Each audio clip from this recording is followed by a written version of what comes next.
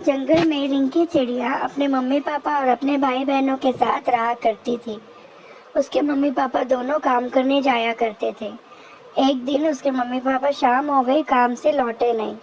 तो रिंकी को बहुत फिक्र होने लगी, क्योंकि वो अपने भाई बहनों में सबसे बड़ी थी। उसने सोचा क्यों क्यों ना मैं मम्मी पापा को ढूंढने जाऊं। वो अपने मम्मी पापा को ढूंढने गई तो उसने देखा कि उसके मम्मी पापा तो एम्बुलेंस में लेके जा रहे हैं हॉस्पिटल।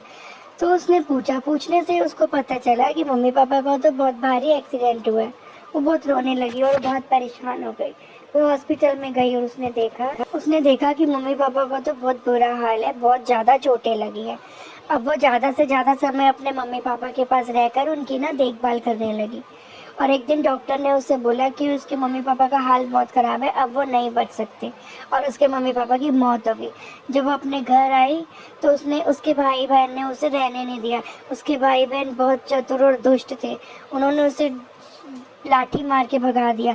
फिर वो उड़ते उड़ते एक जंगल में गई तो उसे एक पेड़ मिला। वो बोला, रिंकी तुम क्यों परेशान हो, क्यों रो रही हो?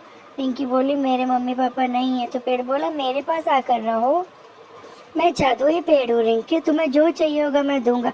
फिर रिंकी वहाँ रहने लगी और जो चाहिए होता पेड़ उसे लाकर दे देता। कि वह जादुई पेड़ था, रिंकी को जो कुछ भी मांगना होता वो पेड़ से मांगती।